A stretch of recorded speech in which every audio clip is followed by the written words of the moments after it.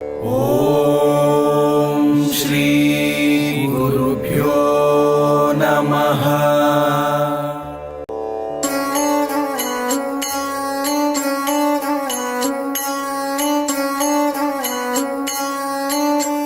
शमाधिषट्कप्रदवैभवाभ्यां समाधिदानव्रतदीक्षिताभ्यां रमाधवाङ्घ्रिस्थिरभक्तिदाभ्यां नमो नमः श्रीगुरुपादुकाभ्यां नमो नमः श्रीगुरुपादुकाभ्याम्।